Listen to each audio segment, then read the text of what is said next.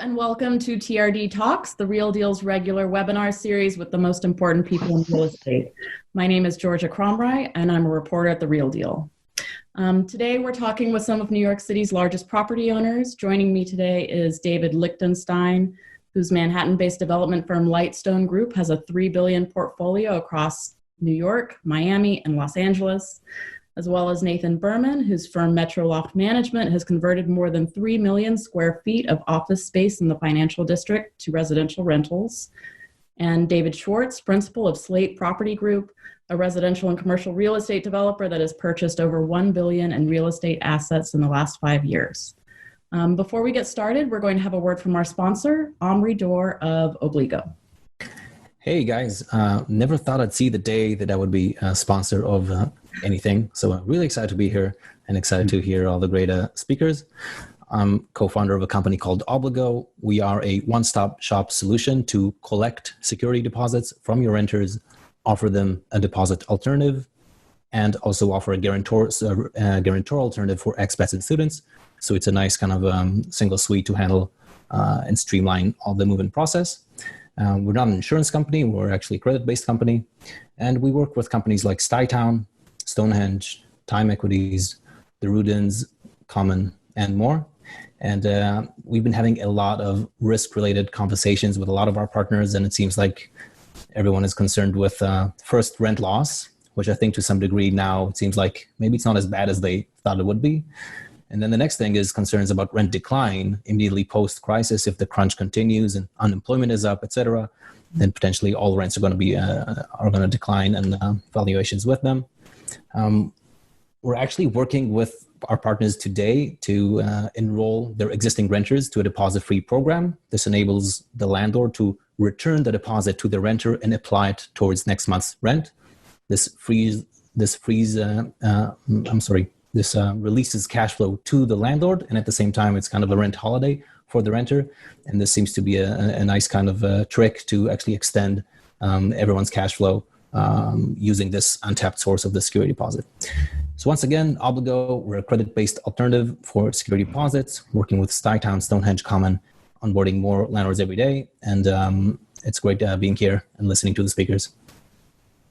Thanks, Obligo. And just a reminder that though not everybody can sponsor, another great way to show your support for independent journalism is to become a subscriber to The Real Deal and support the publication that brings you everything you need to know about the industry. To begin with, I just want to ask how you all are doing. Have you ever experienced market conditions, anything like this in your career so far? Well, maybe I'll go first. Yes, we have maybe nothing this weird. Clearly, September 11, comes to mind. That was an extraordinary time. 07, 08, also not that far off. But I think that this forced seclusion in the home is the first. And that's probably sort of the weirdest of all the previous times. Anybody else? Well, I would just chime in. I would say that, look, we've seen black swan events before. And they usually come with their own unique sort of flavor. This one, I think, is the champion for the strangest one. But they do have in common, market crashes, people scrambling, to try to figure out where the world is going. So we haven't seen this flavor, but we've seen similar things. Mm-hmm. Mm-hmm.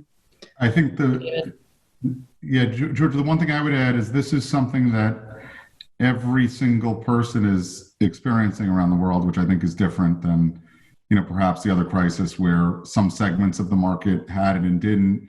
Being in New York, we were impacted by 9/11 very differently than other places, but this is a worldwide thing where, we're talking to people in Australia, the Middle East, Asia, Europe, et cetera, and everybody's kind of going through something similar, obviously worse in New York, but everybody's kind of going through it together.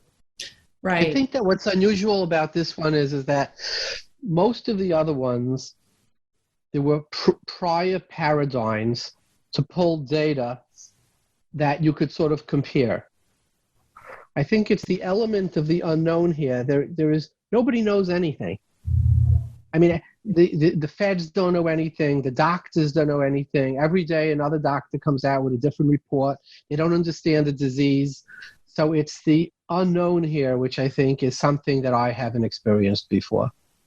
So what experiences in your career can you draw on right now to weather this crisis? Well, I think that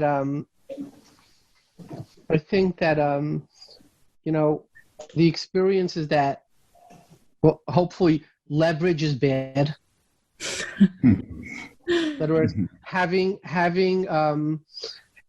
some cushion, airbag, seatbelt is a healthy thing. When I took driving when I was a kid, I remember my first driving, you had to go for a driving course.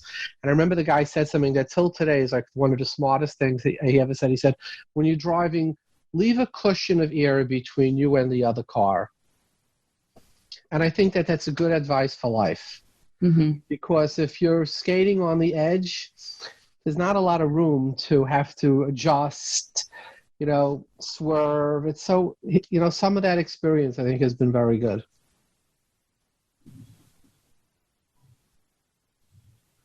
I agree with that. A month into the, sorry, can you hear me? All good? We can hear you. Yep. Yeah. So David, this one's for you. Now that we're a month into the pandemic and, some of the initial shock has subsided, we're definitely not out of the woods. Everyone knows that, but there is some speculation that New York may have already reached an apex. How is your firm working differently from development to finances to building maintenance? There are two Davids. You have to say which one you're referring to. Schwartz. Sorry, David Schwartz. Thank you. Yeah, we got two Davids. It used to be a popular name. So, I think that obviously, right now the focus is on the existing portfolio. So we've got to deal with the existing building. You have the acute issues. We have a lot of frontline people that, I think really deserve a lot of the recognition, all the building staff in all of these buildings around the city where you have people that can't go outside, elderly, et cetera. So we're dealing with that. We're obviously dealing with the fact that we are building buildings and doing construction, most of which is stopped. We do have a few cases where it is really deemed essential work. We're providing housing for homeless and others. But, beyond that, it's really been such a shock to the system. And I think, as David said, this is something that nobody's ever gone through before. So when we have people that ask us, well, how long is your job going to be shut down for? I mean, there's no way to really know. So I think it's very hard in the sense that people don't really have a good outlook for, you read things today, obviously, we're seeing some positive news in New York, but again, you might read another article later that is totally different. So we really don't know, what's coming down the pike. So we're sort of just dealing with what's right in front of us and, all the issues and making sure the buildings are still operating and running and people are, able to get the services they need. Right. So about 10 days ago, Governor Andrew Cuomo shut down almost all construction except for infrastructure, healthcare facilities, and affordable housing. Then later guidance from the DOB clarified that multifamily projects in the city where 30% of the units are income restricted or exempt, as well as those that receive Affordable New York, also known as 421A. But if any of your under development projects have been considered essential, what have you decided to do? Are you just following the mandate? Have you decided to proactively close some more sites? And then more broadly, what is your responsibility as a developer to ensure that work is done safely right now? So it's a good question and a hard question. So, I think it's a case-by-case basis, right? There are obviously the examples of work that's, safety-related work that, we want to make sure is done, because if you have a situation in which more people can get injured, you want to make sure that that's done quickly. You want to make sure that that, there are circumstances that you should be working where, if work's outside, people are not in close proximity to each other. Those are some examples that we're looking at. Obviously, we don't want to be working in situations in which we're putting anyone in harm's way. One of the challenges here is that there is not, great guidance on exactly what it is. We are abiding by both OSHA rules, New York City Department of Buildings rules, and then also just common sense on, working only in areas that are necessary. I think that some of the things that we look at is we have some buildings where we might be providing housing for homeless women and children that, it's very important to try to get that open, because to get those folks out of, sort of a congregate living into their own apartment so that they can social distance or do other things, I think is really important. So we're sort of trying to weigh on a case-by-case basis what work is necessary and only doing what work that's necessary and in the best public interest. Got it. Nathan, David, would you guys like to weigh in on that one? What should developers be doing right now to ensure that work is done safely on construction sites? I think that clearly work should probably always be done safely on construction sites, despite this situation or anything else. We have a great team on the ground. Fortunately, I don't know about David, but fortunately, we just completed most of the heavy construction and delivered our most recent project a couple of months ago, and are not doing any sort of hard construction. So I leave it to David to talk about his case. So we have I think 3 or 4 ongoing constructions that have all stopped because none were deemed essential. And I understand the governor because, the disease is it's doubling every 3 or 4 days. I understand the need for caution. But I also, we have to counter that with, there's different types of jobs. You have jobs where people are working in an office together. Like one of our jobs is an 80-floor building, 80-story building where, people are 100 yards away from each other doing. So I think it's not one size fits all. And, at some point, people are going to realize that not having jobs open is untenable for the economy and is doing as much destruction, or I shouldn't say as much, but is doing a considerable amount of destruction. So it becomes sort of a little bit of a judgment call, like, how far are you? How safe can you be? Mm-hmm. And a lot of the construction is putting in, outdoor foundations, and an outdoor. So the answer is I don't know, but I think that it needs a lot more iteration than just a one size fits all. Imagine going into the clothing store and saying there's only one size of pants here. I think at some point we're going to have to become a little bit more efficient about that. What would you rather Governor Cuomo do? I think in the beginning, he's absolutely doing the right thing. I mean, the first thing is to say, look, I can't have the disease multiplying every 4 days. But unlike a lot of other people, including the stock market, I think we could be in this for 12, 18, or 24 months. Here's how I see the 2 bookends of where we are. One bookend is, it's capped. June, it's going to pretty much back to normal, like in China. And, we've reduced it. There's going to be some herd immunity, et cetera, et cetera. That's one bookend. Mm-hmm. And the other bookend is, look, I know exactly, by the way, when people will go back to work. I'm like the one guy in the United States who knows, and I'll share it with you if you promise not to tell anybody. Okay? And that is, just think about it, because we own all of the above. You go to a restaurant. We own restaurants, right? You pick up a fork. It could be that the guy who was washing the fork has coronavirus. So if you eat your steak, you're going to die. Most people don't want to die for a meal out, right? You want to go to a hotel. You put your head down on the pillow. The guy who washed the pillow, if he had coronavirus, coughed on the pillow, maybe you'll die. Or maybe your parents will die, your grandparents will die, depending on your age, right? Probably not going to go to hotels. Want to go on vacation? You want to get on a plane with 300 people? All the air is recirculated? I don't know. I don't know that you want to die, right? So people say it's going to open in June or July or August, and my question is, geez, Would you prefer to die in March, April, May, June, or July? Which of those months do you want to die in? And I think a lot of people, I can't say for everybody, a lot of different people out there, I think for most people, they will say, I don't really feel comfortable dying any of those months. So the economy will reopen when people feel safe. And for people to feel safe, two things have to happen. One is we have to have much better testing, which is on its way. I mean, 2 states already have the rapid 15-minute testing, but that just means you know it. The other way people will feel safe is if there's either a vaccine or a cure. It's like strep throat. You got it. So my point is that could be 24 months away. Right. And nobody has data on which of these two it's going to be. Nobody.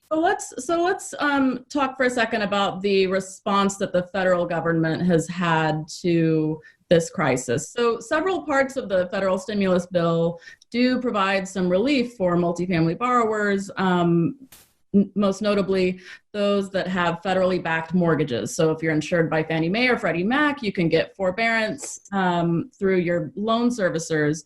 But quite a few sources have told me that's not necessarily a great idea, especially if, as you pointed out, David, if this lasts more than 3 or 4 months. One source compared it to kicking the can down the road. We're not sure what it's going to look like on the other end. So what do you think of those programs and the federal government's financial response to this overall? Is it a step in the right direction? Does it just need to be expanded, or is there something different the federal government should be doing? Maybe Nathan, yeah, David Schwartz, sorry. 2 Davids, we'll figure it out. I guess probably one of the Davids should take this. We don't have, all of our loans are, they're not backed. And none of them qualify for these programs anyway. Look, I just want to sort of comment on what David was saying about this taking a long time. I think that human beings are, we are animals that are subject to fatigue, and we get tired very quickly of anything, the good times, the bad times, the sad times, the funny times. We can't, when things are terrific continuously for too long, we get tired of that as well. I think that very likely there will be some sort of a rescission of this quarantine, and it probably will happen. I don't think that any country can exist with a quarantine of 6 or 12 months. That we will all, the economy will fall apart completely. So I think that very likely that maybe May or June, people will begin to go back to work, and whether it's going to be in segments, whether it's going to be part-time, the economy will start getting back to its new normal. What that new normal is going to be is anyone's guess. But I do think that the consequences of this interruption are probably going to be more severe than what we're experiencing right now. I think when everybody is ready to go back and we begin to sort out the aftermath of this, that's when things will get very, very tough. And that's when everything will have to work very well together. The capital markets will have to kick in. I mean, all sorts of things will need to work. So we will have a challenging time, but overall, I think that we'll get through this. That we got through September 11, we got through 07, we got through 87. We are resilient. We'll get through this. It's what the federal government is doing, and by the way, and I think all governments around the world ultimately. The amount of liquidity they'll be throwing at this problem will be so massive that things will begin moving. how that will all sort itself out later is a different, we'll see how that works out. But things will begin moving again soon. So the crisis has no doubt prompted some pretty uncomfortable conversations with lenders. At least one top multifamily lender is extending relief to borrowers, letting them have 6 months interest only in escrow payments, or deferring the principal for 6 months payable at maturity. But it's unclear if that's happening across the board. A lot of sources are telling me that it's really just case by case. It varies from lender to lender, and it depends really on your relationship with your lender. How are other multifamily lenders handling the stress on borrowers right now? And how should multifamily lenders be thinking about the crisis? David? I'll talk. I think that multifamily right now is like one of the better food groups to be in. Because just think of it. If you're in retail, nobody's shopping. So, Simon has all their malls closed, right? The only thing that's open is basically pharmacy and grocery. So if you own retail, you pretty much, nobody's paying rent. 30% of your tenants are paying rent. And it could be less if it's a mall, right? If you're in hotel, well, your average lease in a hotel is one night. So who's paying rent? The hotel occupancy in the United States is in the single digits pretty much, right? So now let's go to multifamily. You lost your job. Let's say you're one of those 15% of Americans who aren't working now. It's 13, 15, it'll go up to 20, let's say, right? But the government is now giving unemployment benefits of a kind they've never given before. They've extended them.Ey've made them more. Mm-hmm. So I think the food group that will be least impacted is the multifamily. That's not to say we're not going to see some distress. We will see some distress. But as a whole, it's the last thing somebody's going to give up. Even office, most offices are closed. Our office is closed, right? So at a certain point, people are going to stop paying their office rents too. But at the end of the day, people are living in their homes. Even if they were laid off, they are getting unemployment. So I think of all the food groups, it's probably the best to be in an unhappy situation, is what I would say. So how does this affect banks? I think nobody knows. Nobody knows what percentage of tenants are going to pay. It's only the 6th or the 7th. People don't know. It just came out of a weekend. I think to get a better answer for this, you're going to have to wait a little. Another 2 weeks, we'll have much more clarity. How are the numbers looking so far? I know that tenants have, they have about a week more to pay, really, at least in New York City, or in New York State. But how is it looking in your portfolios overall? I guess of the multifamily food group, we have that's the only thing we have aside from some retail. That's the only thing we have in our portfolio. Because it is all market rate, I think we fare the best. I would imagine because we just for the month of April, we've already collected over 80% of our rent across the whole portfolio, with probably 3 to 4% of projected delinquency. These are people that have reached out to us already to ask for help. Are you working out plans with people? We're doing it on a case-by-case basis, absolutely. But as I said, overall, if you consider the scale of the problem, this is, fortunately a very low percentage to worry about. Mm-hmm.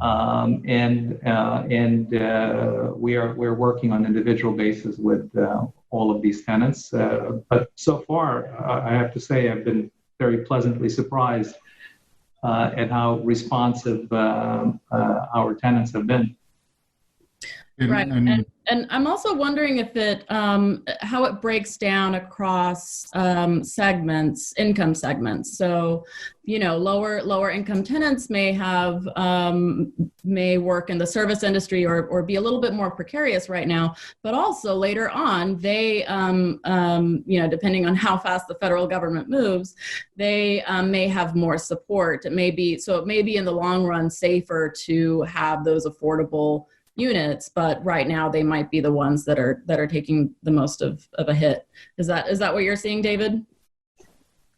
Schwartz or Lichtenstein? Schwartz. Sorry about that. All right.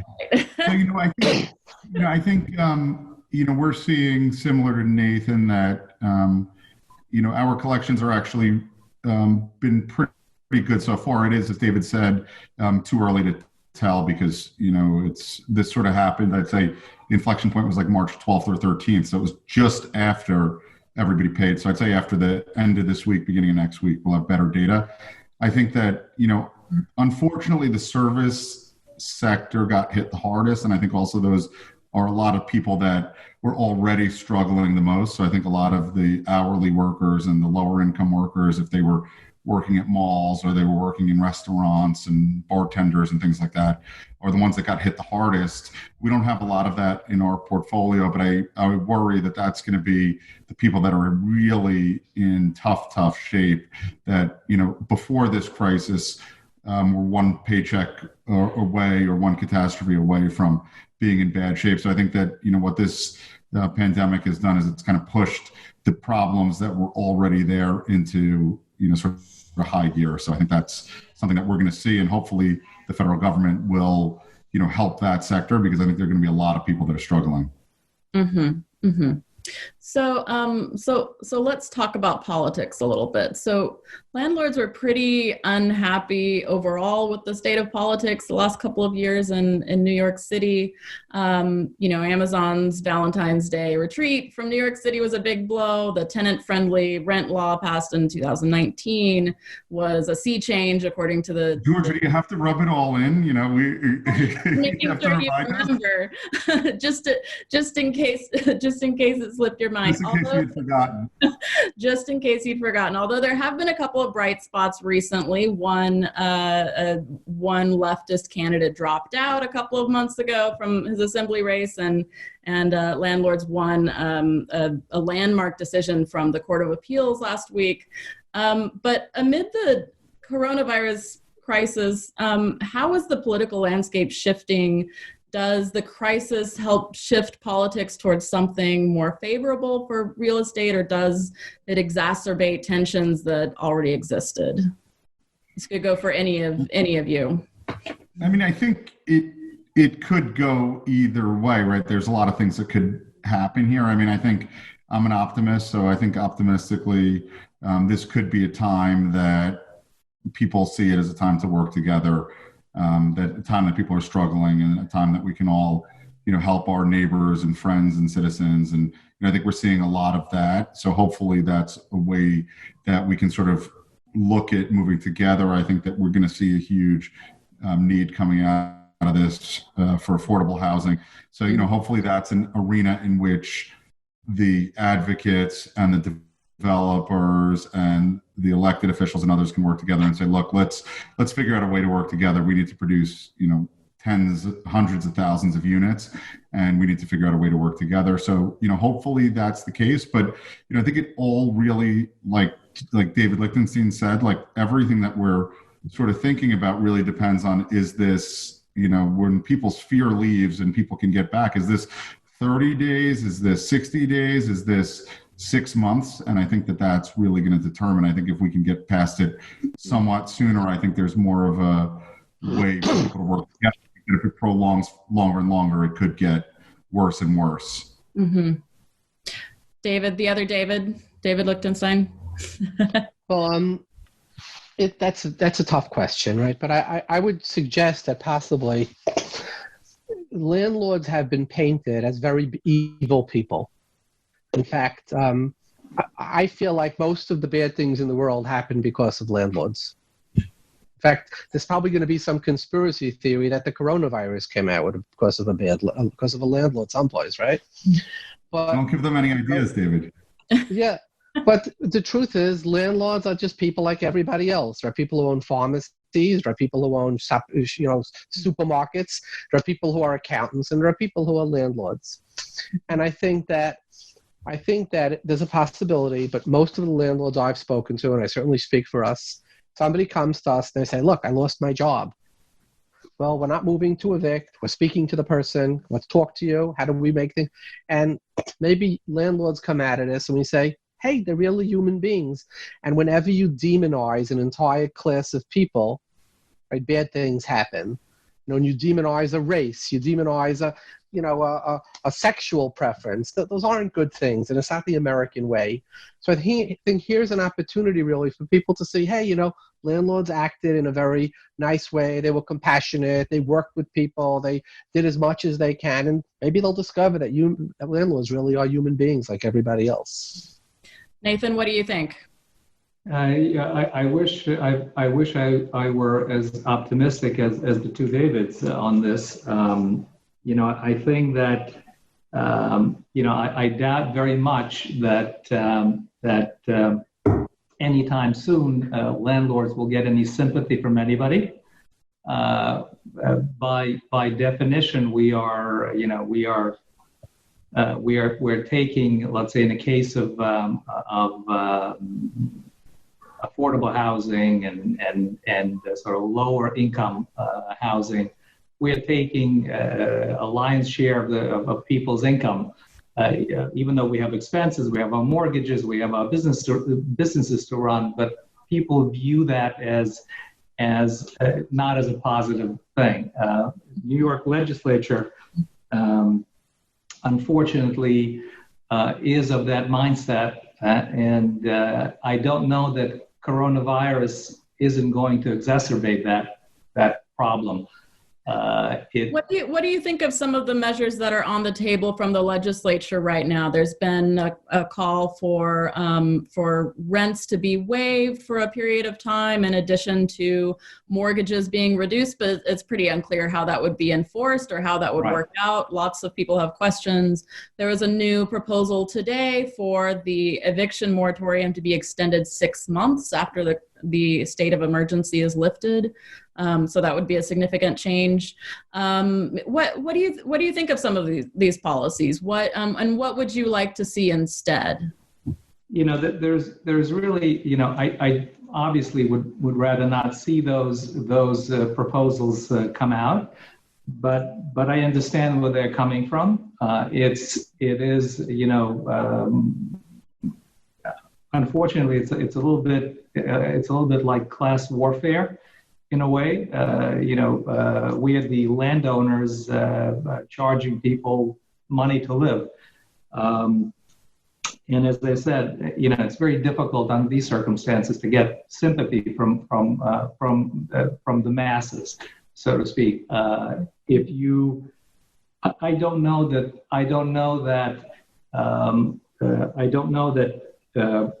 legislature doesn't understand what it is that they are proposing, what they're proposing is unfair, let's say, to landlords. The problem is that they simply don't care. And that's really the issue. The previous laws that they enacted were clearly unfair. They've turned affordable housing on its ear. And it's not the lack of understanding. They were in fact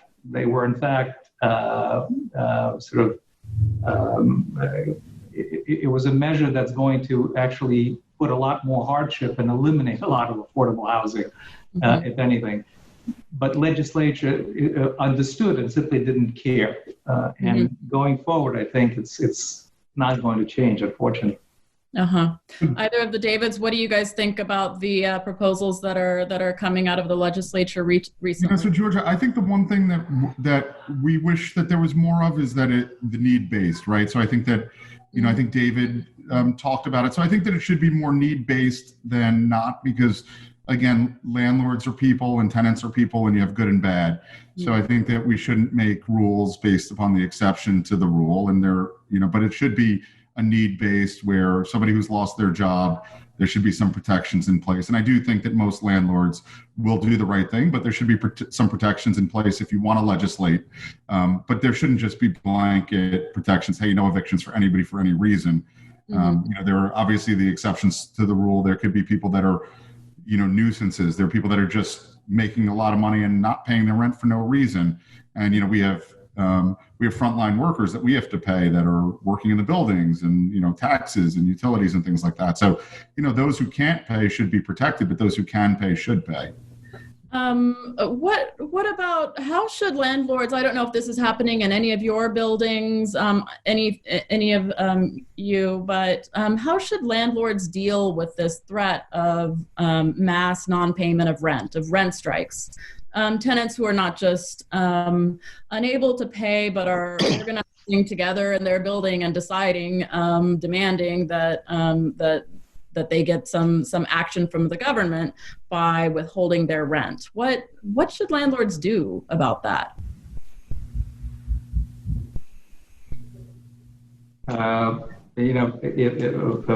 Fortunately, I guess this is for our tenants. I think that they are a little bit primarily they're not blue collar workers. These are people that are paying very substantial market rents and are, I think, sophisticated enough to understand that this is not an us against them sort of an issue, that we are, in a way, we're all in the same boat. Are either of you seeing any threats like that in your buildings? Are you hearing that from tenants, or has it been mostly proactive requests for relief? We're not seeing anything like that. I mean, what you're suggesting almost is like the complete breakdown of law. Like, let's face it, the unemployment is, according to Janet Yellen today, is 13%. The 13% are getting the best unemployment benefits in the country's history. So you're saying if people just want to say, geez, the lights went off, what could we loot? It's not happening. We're not seeing that. I think people have respect for the law, and that we don't see anarchy, like total social unrest, and that we're not seeing that. I mean, if this went on for a year or two, maybe. Right now, we're not seeing where people are passing through red lights and breaking into. We're not seeing that. Right. And this crisis.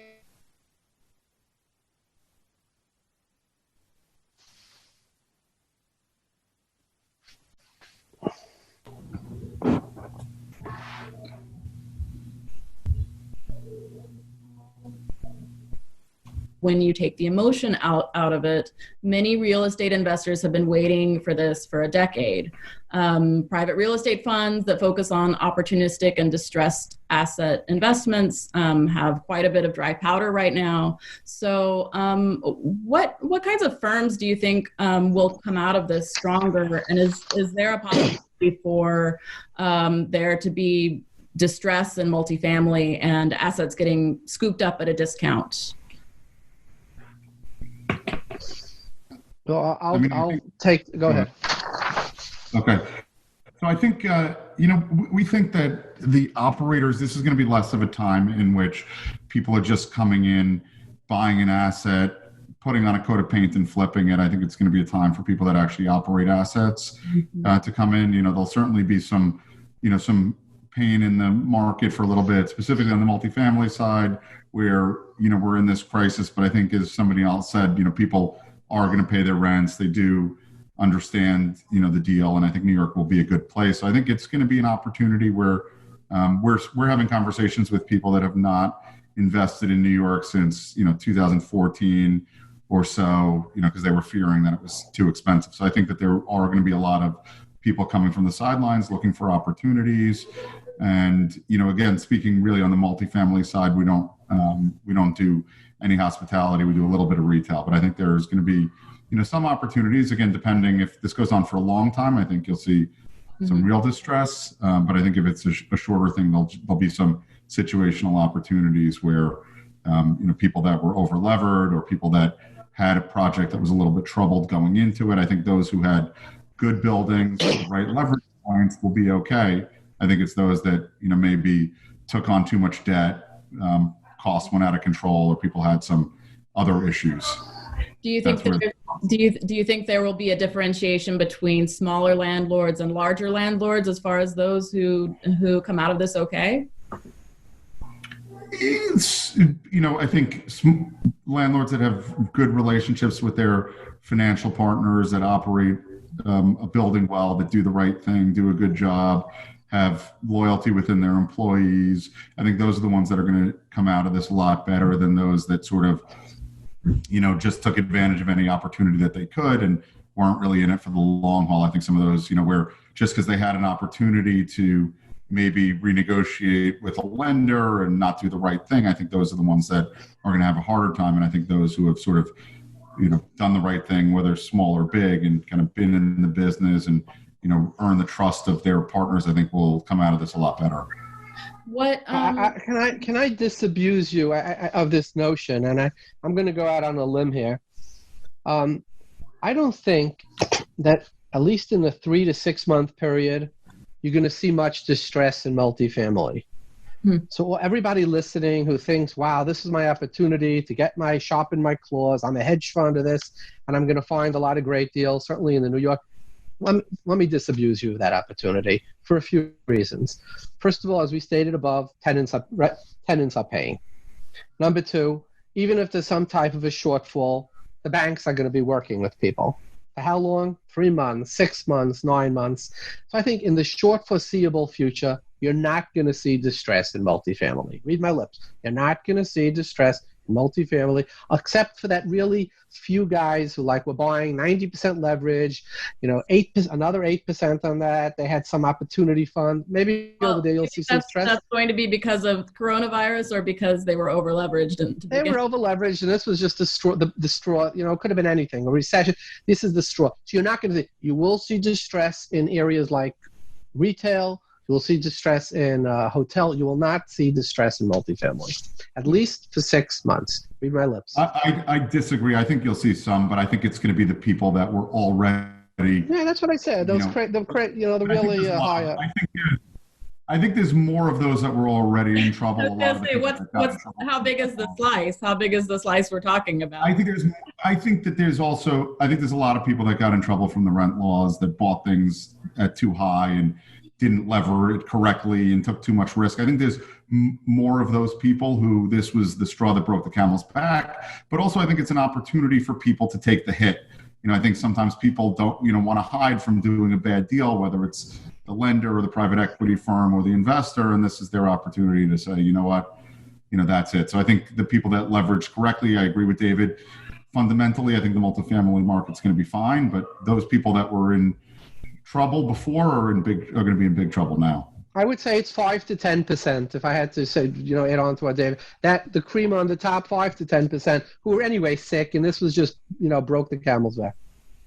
I agree with Lichtenstein in that you're not going to see much distress foreclosures in the next 6, 7, 8 months. And I think that by that time, hopefully, the credit markets open up. And I think that maybe what will bail a lot of people out are interest rates that are hopefully going to come down somewhat. And that's going to be the saving grace for a lot of these potentially troubled deals. Whether, incidentally, we don't know yet whether some rents will soften. Vacancy may come up a little bit. I mean, all these things will add to already kind of existing issues. But I think that what's going to mitigate all these things, hopefully, are the rates. Which is, by the way, if you look in the Israeli bond market, which holds a ton of New York multifamily, it's traded down substantially. Like you see deals in the 60%, 65, 70%. And I think that's irrationally traded down. And it's probably a good time if you want to pick up some cheap New York City multifamily, buy the bonds at 65 or 70 cents. It's right now the best deal with New York City multifamily that's out there. All right, you heard it here. Let's leave it there. Thanks all. Thanks to our sponsor, Obligo, who made this possible. And this concludes this edition of TRD Talks, the Real Deal's regular webinar series with the most important people in real estate. Thanks, guys.